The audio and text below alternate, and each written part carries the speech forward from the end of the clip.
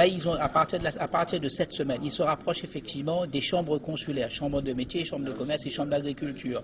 Ils se rapprochent aussi au niveau du RSI pour qu'ils puissent faire une demande sur le fonds d'action sociale sur une aide financière, une prise en charge des cotisations.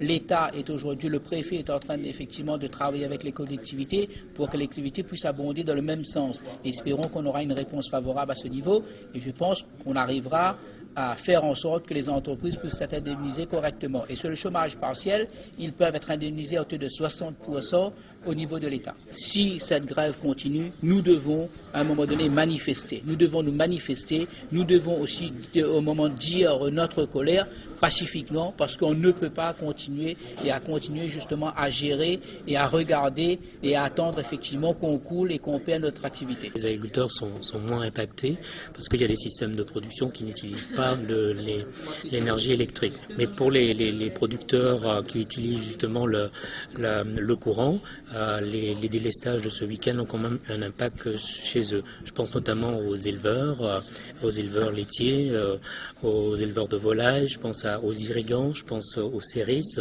qui ont dû quand même subir les conséquences de ces délestages. Donc pour eux, si la situation devait perdurer, ça aurait donc des conséquences négatives sur leur exploitation agricole. Et donc après une période de forte pluie et de sécheresse, je dirais ça peut avoir des conséquences beaucoup plus négatives. Et donc nous, à la Chambre d'agriculture, nous lançons donc un appel pour que la situation redevienne normale, pour que ces producteurs puissent produire dans les meilleures conditions. Vous les appelez à se faire connaître tout simplement. Et nous les appelons aussi également à se faire connaître auprès de l'institution.